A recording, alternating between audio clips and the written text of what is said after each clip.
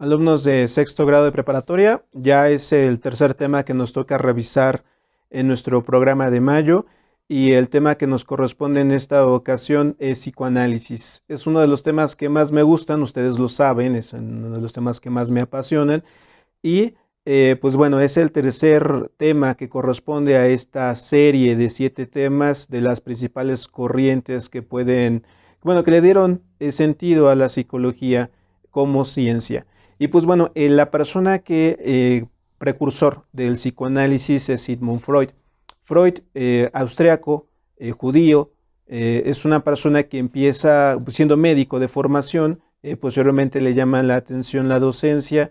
Lamentablemente en esas épocas, bueno, él estaba radicando en Alemania, ya habían problemas entre judíos y alemanes, lo limitan en la docencia y pues no le queda más que otra que dedicarse a la investigación en una clínica de uno de los precursores de la observación de la neurosis. Y entonces él trata de entrar en esta clínica para también aportar y le llama la atención varios postulados. Posteriormente desarrolla su propia técnica, desarrolla su propia visión de cómo atender los aspectos neuróticos y salen de ahí diferentes puntos de vista, corrientes que después sigue manejando y sin embargo se considera que Freud no era psicoanalista. Creó el psicoanálisis, le dio la vida al psicoanálisis, pero no se considera psicoanalista. Psicoanalista todas aquellas personas que estudiaron con él y que tuvieron esta formación con él, pero él solamente fue la persona que sentó las bases del psicoanálisis. Bien, esta es una forma de ver a la mente humana como una comprensión desde sus conceptos inconscientes. Lo más importante que le llamaba la atención a Freud era el inconsciente. ¿Por qué? Porque a través del inconsciente nosotros podríamos llegar a ver o determinar cuál era el problema que podría presentar la persona, no solamente de cuestiones conscientes, ¿no? Y esto fue uno de los primeros avances de la psicología para abordar uno de los temas que hoy se considera uno de los temas principales, que es la inconsciencia. Todo el aspecto inconsciente de la persona es lo que le podría llevar a tener ciertos comportamientos o en su caso también tener ciertas conductas que son consideradas trastornos.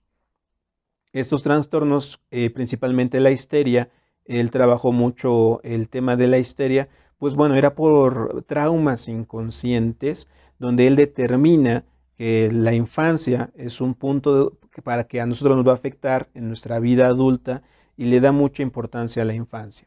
Considera que es lo que determina nuestro comportamiento en la vida adulta.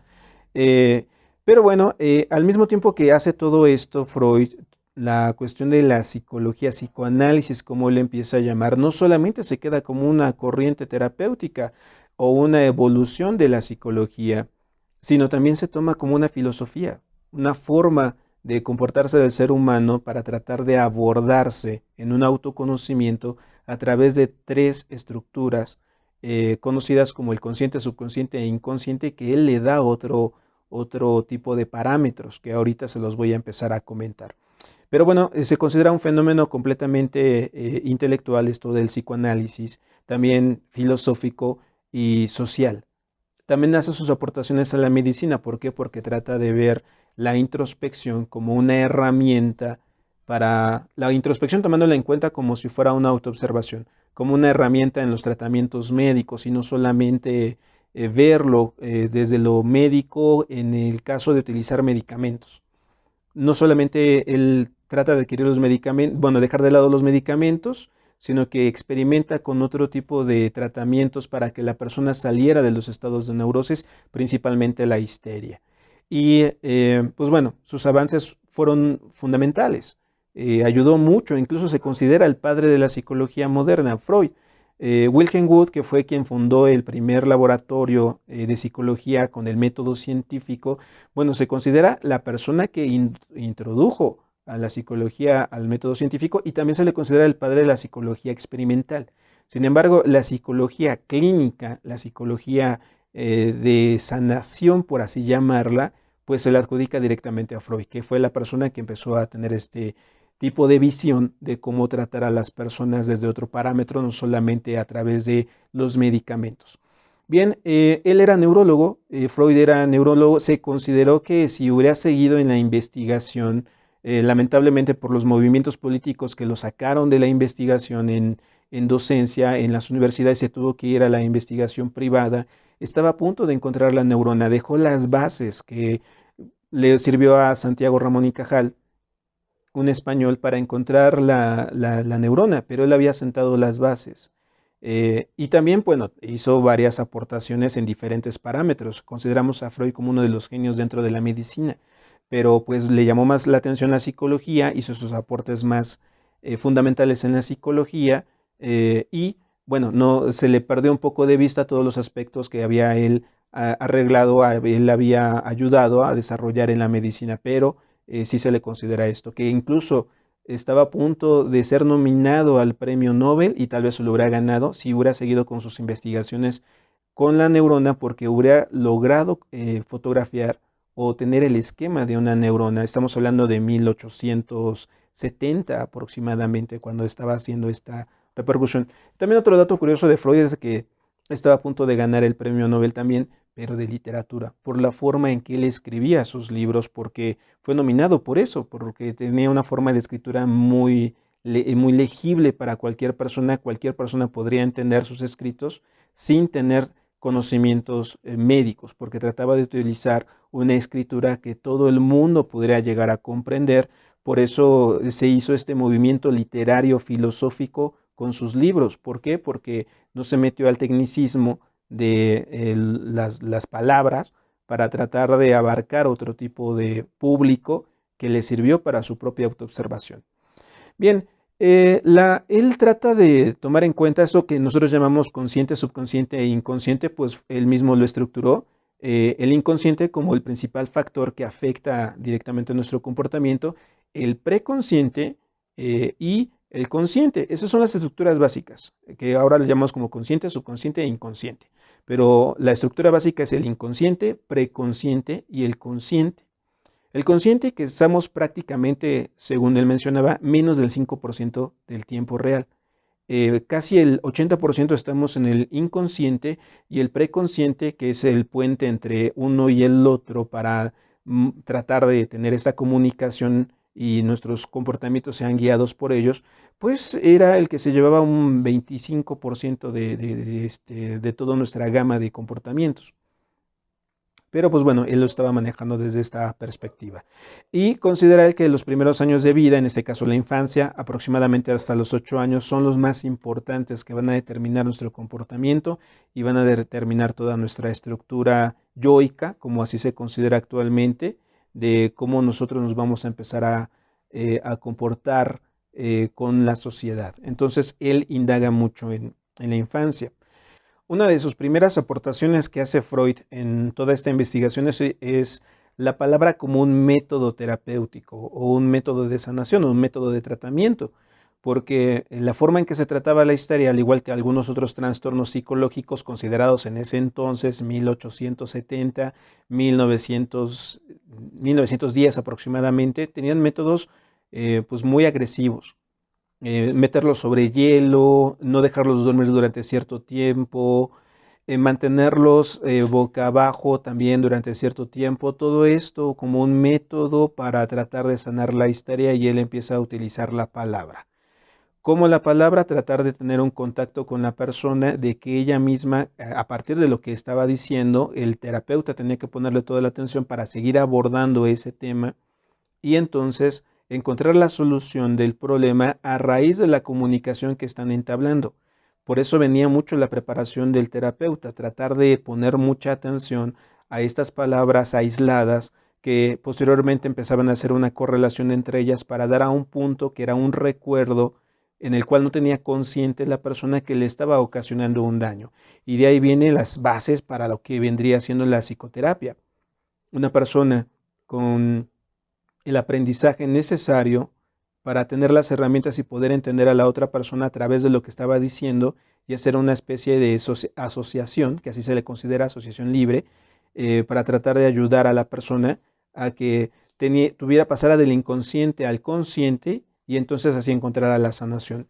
Un método que siguió aplicando durante toda su vida que empezó a sentar las bases en 1880, que empezó a tener sus primeras aplicaciones en 1890 y ya en 1910 ya se le dejaba practicarlo libremente y tuvo todo un auge en Europa para tratar problemas emocionales, problemas de histeria, problemas de neurosis, que anteriormente solamente eran tratados con algunos medicamentos o procedimientos bastante agresivos. Entonces, ese es uno donde se les deja, tiene que ver mucho con la cuestión de la niñez, muchísimo, porque se considera que la niñez es la que nos marca para toda nuestra vida. Todavía sigue vigente esa idea. Claro, ahora se ha ampliado más el panorama, no solamente se aborda la niñez, pero es uno de los factores muy importantes para determinar si tiene algún problema la persona o no. Bien, Freud descubre aquí lo que es la asociación libre para tratar de ayudar a las personas a retomar todo eso que estaban olvidando, pero no solamente fue el único método que él estaba utilizando. Eh, Posteriormente, él empieza a hacer todo un estudio acerca de la interpretación de los sueños, tratar de que sus pacientes les platicaran qué soñaran, porque consideraba que en el sueño se manifestaba el inconsciente y eso le ayudaba a tener todo un registro para hacer consciente lo inconsciente y ese consciente ayudarlo a sanar. Y publica su libro de la interpretación de los sueños. El libro en sí se termina de escribir en 1896. Se terminó de escribir. Se hace una edición solamente para médicos, no se hizo una edición en pública y no fue sino hasta 1900 donde ya se hace la edición de forma pública para que cualquier persona pudiera llegar a tener acceso a este libro. ¿Por qué? Porque el editor de Freud le había comentado que era un libro muy avanzado, que iba a cambiar toda la perspectiva de la medicina en ese entonces y querían que fuera a la par del nuevo siglo que se estaba creando en ese entonces, el siglo XX, y por eso fue que se publicó ya de manera abierta para todo el mundo en 1900. Por eso van a encontrar ustedes que las primeras ediciones dicen 1900. Sin embargo, pues bueno, es la primera edición al público, la primera edición en sí que fue solamente para médicos fue en 1896. Pero viene la interpretación de los sueños. ¿Y qué es la interpretación de los sueños? Tratar de ponerle atención al inconsciente que se manifiesta en el sueño para hacerlo consciente y ver que en el sueño se siguen manifestando cosas que afectan a la persona en vigilia. Todavía se sigue utilizando desde esta perspectiva, que el sueño es una forma de representar deseos y miedos reprimidos en vigilia que le pueden servir a los terapeutas para abordar estos daños que podrían llegar a tener. Bien, y pues bueno, las investigaciones de Freud lo lleva a desarrollar todo el ensayo de la sexualidad, una teoría psicosexual, así es como él la llama, y aparecen los primeros temas referente a la sublimación. Esta información la van a encontrar en su presentación PowerPoint, como en todos los temas que hemos nosotros tratado de abordar. Pero bueno, las etapas del desarrollo psicosexual, así como él lo empieza a desarrollar, él considera que como las primeras etapas de la vida, la infancia, o sea, prácticamente la infancia, la etapa de la infancia es fundamental, él se basa en esa etapa para desarrollar toda una teoría de cómo va nuestro propio desarrollo y en qué etapa podríamos nosotros tener algún tipo de problema que se va a representar más adelante en nuestra vida adulta. Entonces habla de la etapa psicosexual. Psicosexual infantil. Aquí es donde se mete en problemas Freud porque le cuestionan cómo es posible que él conciba que las personas, los infantes, tengan sexualidad. Pero Freud hace una diferenciación entre sexualidad genital, coital, a sexualidad placer. Él considera que todos sienten placer desde el momento en que desde el momento en que somos bebés. En el momento en que nacimos sentimos placer. Y uno de sus referentes era de que si un niño está llorando es porque no siente placer de estar en compañía con sus padres. Y en el momento en que su madre lo carga o su padre lo carga, siente placer el bebé y entonces ahí es donde él dice, tienen esta capacidad de sensación del placer, pero no necesariamente sexual como lo ven los adultos. Y esa función, energía sexual de placer, es la que se ve afectada en el momento en que va creciendo, bueno, vamos creciendo nosotros. Y ahí es donde radicarían los principales problemas que se representarían en la edad adulta como trastornos psicológicos. Bien, la primera etapa es la etapa oral, donde, según como viene en su presentación, la mayor satisfacción del bebé se presenta con el alimento. A eso se llama la etapa oral. O sea, sentimos el placer en el momento en que tenemos algo en la boca. Viene desde la observación cuando Freud ve que todos los bebés tratan de tener algo en la boca. En ese entonces, pues bueno, no habían chupones como lo son ahora, tenían otro tipo de aditamentos, pero sin embargo el bebé sentía placer o siente placer, todos los bebés sienten placer a través de la boca. Aparte de que es la forma en que también van conociendo al mundo. Todo bebé, antes de empezar a gatear o lo que sea, todo lo que le damos se lo mete a la boca. ¿Por qué? Porque trata de tener esta succión del placer, de tener el contacto con los labios. Entonces, por eso muchos bebés todos se lo meten directamente a la boca. Pero ahí viene la etapa oral. Y si nosotros tenemos problemas en esta etapa, que vendría siendo el despecho, el destete, como quieran llamarle, o sea, la madre deje de alimentar al bebé, pues le va a ocasionar ansiedad al niño, que cuando sea adulto no va a poder tener esta satisfacción de vida debido a que va a tener una ansiedad por el no tener el alimento de la madre o porque no lo alimentó de manera adecuada, cosas por el estilo, ¿no? Y ahí ya surge el terapeuta que tiene que abordar estos temas para saber en dónde podría estar el problema. Bien, después viene la etapa anal, que es la etapa donde el bebé siente placer en el momento de soltar o retener. ¿En qué sentido va con el soltar o retener? Aquí estamos hablando de la cuestión, bueno, Freud empieza a hablar de la cuestión de ir al baño, o sea, que nosotros en el momento en que somos bebés sentimos placer en el momento de ir al baño, pero es más que nada de ir al baño, él dice, bueno, es del retener los alimentos, retener los nutrientes y después soltarlos. Y así es como nosotros empezamos a manejar las cuestiones de la seguridad. Retenemos las cosas que nos causan placer, nos causan bienestar y tenemos que aprender a soltarlas. Como si hay un desarrollo sano, es de yo retengo el amor de los padres, el de los hermanos, pero con el paso del tiempo puedo aprender a soltarlo y ser dependiente. Si por alguna razón los padres promueven la dependencia de no dejar que el niño sea autónomo, entonces eso le va a repercutir en su vida adulta. ¿Por qué? Porque no aprendió a soltar. Y cuando sea adulto va a estar muy a expensas de que el padre o la madre esté detrás de él, viviendo con ellos, o en su caso ayudándolos en cada momento, y sean muy intensos en las relaciones de pareja, no puedan llegar a terminarla. ¿Por qué? Porque no saben, no tuvieron esta cuestión del aprendizaje al soltar. Y bueno, la última etapa, que es la etapa fálica, aquí es donde empieza a haber exploración. Los niños empiezan a sentir placer en la cuestión de la exploración genital, la masturbación. Y después nosotros empezamos a tener el contacto con todo el cuerpo, no solamente con los genitales, empezamos a sentir placer en algunas partes del cuerpo que también son llamadas zonas erógenas, y esa es la comunicación que tenemos con nuestro medio ambiente. Si tenemos una buena comunicación con nuestro cuerpo, una buena comunicación con nuestras zonas erógenas, entonces podemos sentir el placer que habita en nuestro entorno. En el momento en que hay una represión, en el momento en que al niño se le prohíbe tener este contacto con su propio cuerpo, entonces no tiene la capacidad de tener el placer con su medio ambiente. Y según Freud decía, una vez que llegamos ahí, esa etapa nos va a marcar de por vida. Podemos decir que todos ya estamos, bueno, por lo menos de la primaria hasta la universidad, bueno, de preparatoria, todos estaríamos en la etapa fálica. Hasta ahí se queda Freud. Hasta ese momento ya no ve otras etapas. Él considera que sería esta la etapa fálica. Todos nos vivimos en la etapa fálica, la etapa del placer, tanto placer genital como placer erógeno, y el disfrutar la vida. Claro, todo esto le empezó a ocasionar conflictos, problemas.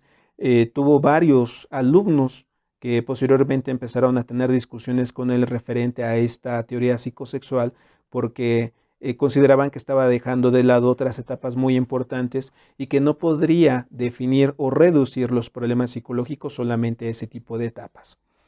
Y pues terminaron saliéndose de su formación psicoanalítica, crearon sus propias escuelas, le dio auge a otro tipo de corrientes que vamos a estar revisando más adelante, pero pues principalmente fue por esta cuestión de la teoría psicosexual.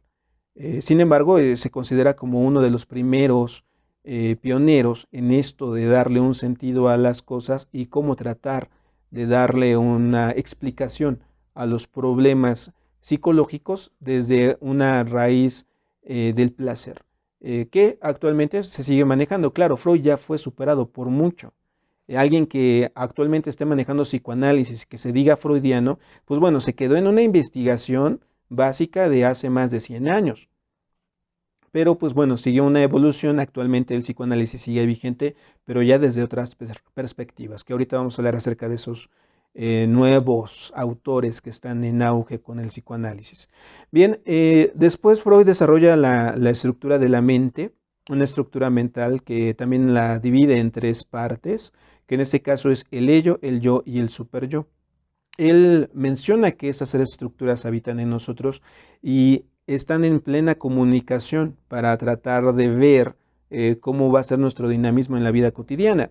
Tomando él en cuenta que el ello son los impulsos primarios, nuestros instintos, también forma mucho de lo inconsciente, lo que nosotros no alcanzamos a ver, lo que normalmente nos domina más de un 75% del tiempo directamente con el ello, ¿no? Y esto también hay veces está relacionado, bueno, haciendo un ejemplo con el iceberg, donde el ello era todo lo que no alcanzamos a ver del iceberg. Sin embargo, hay algunos, y a mí me gusta más manejarlo con la cuestión del árbol, donde el ello son las raíces del árbol, también lo que no podemos alcanzar a ver. Y todo eso es lo que nos domina, todo eso es lo que está ahí oculto, que pues prácticamente no estamos nosotros atentos a ello durante todo el tiempo, pero está ahí. Posteriormente el yo actúa como una guía de la realidad, tratando de hacer una integración entre el ello y el superyo, es el que se lleva toda la carga yoica. Y pues bueno, trata de inhibir los impulsos, también trata de hacer una negociación entre los impulsos y la otra estructura que es el superyo, y el ello es como la base, lo que alcanzamos a ver del iceberg. Pero también el yo es lo que es alcanzamos a ver del iceberg, la parte media, y en el caso del árbol está representado por el tronco. Me gusta más representado con el árbol porque nos da la posibilidad de verlo de diferentes formas. Si tenemos un tronco muy delgado, el árbol tiende a romperse. Si tenemos un tronco muy grande, el árbol tiende a morir porque no va a poder pasar todos los nutrientes necesarios a la copa. Por eso el yo se maneja desde una estructura del tratar de mantener esta dinámica entre ambos y que tenga un tamaño ideal para que se sigan manejando. Bien, y el otro es el superyo, que es la mirada de los padres, la mirada también de la moral, la mirada social. Eso es el superyo, es el deber ser. Y el superyo son todas las reglas sociales que están en nuestro alrededor, que están determinando cómo va a ser nuestro comportamiento.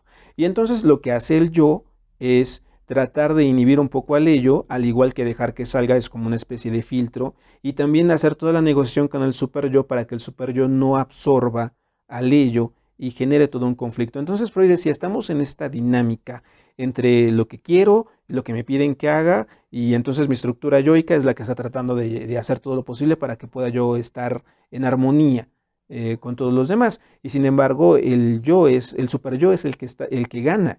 La gran mayoría está en el deber ser, según Freud, y Freud nos mencionaba que el superyo muy grande, que sea una copa de árbol muy grande, o en su caso la punta nada más del iceberg, pero me gusta más relacionado con el árbol, puede llegar a provocar que la persona se enferme. O en su caso, un superyo muy pequeño y el yo dominando puede llevar a la persona al libertinaje total, que también podría desembocar en otros problemas psicológicos. Bien, y entonces el conflicto neurótico, según Freud, es la pelea constante entre lo que deseamos y lo que queremos hacer, y lo que hacemos, lo que estamos haciendo y lo que deseamos hacer, lo que nos piden que haga la sociedad. Eso es lo que empieza a provocar toda esta disfunción mental.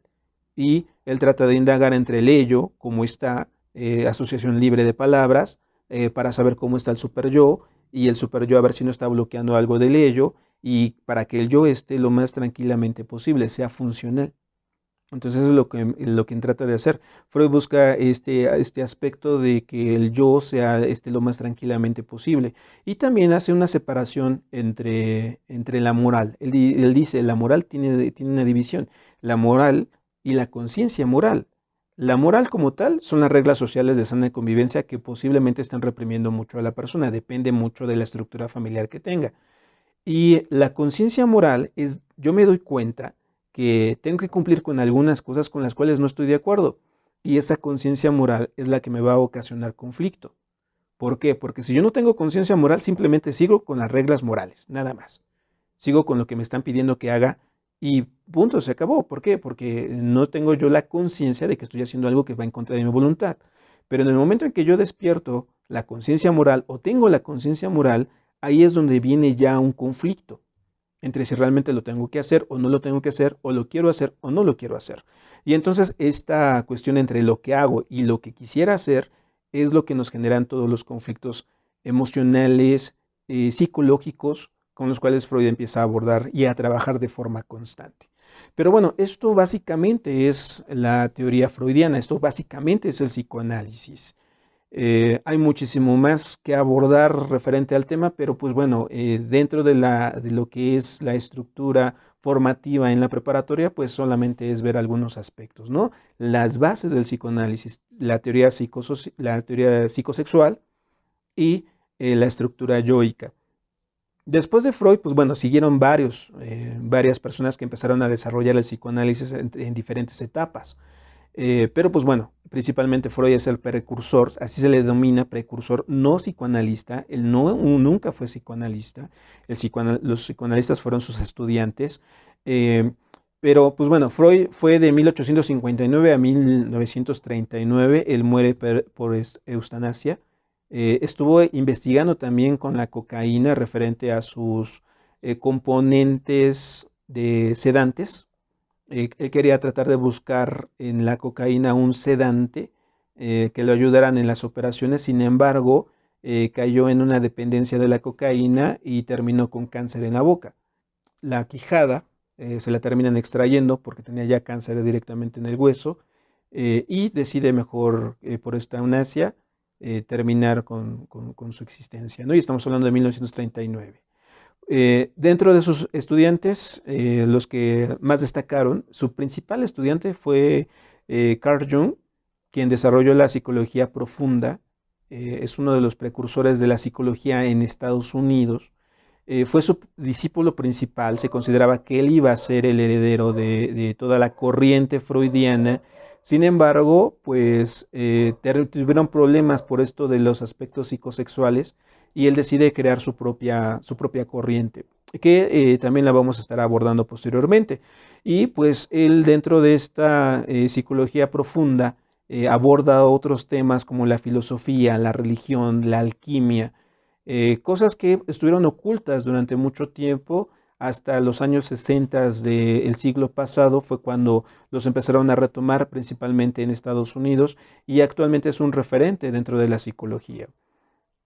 Tenemos a Fred Adler, el segundo discípulo de Freud, también considerado que iba a ser uno de los mejores. Sin embargo, bueno, ambos, tanto Jung como Adler, terminan presidiendo algo que se llamó la Asociación de Psicoanalistas Internacional, que era como la asociación que se encargaba de darle todo el seguimiento a los trabajos de Freud.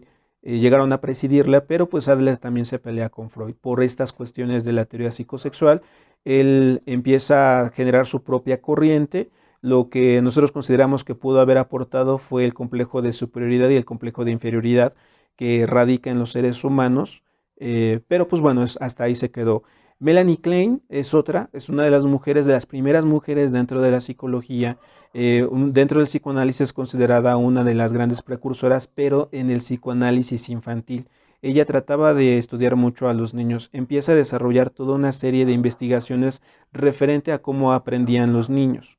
Y se le considera así, incluso muchas personas que mencionan a Melanie Klein están relacionadas directamente con la psicología educativa, porque ella investigó directamente con los niños. El último teórico que nos faltaba revisar es James Lacan, francés, médico, psiquiatra, filósofo.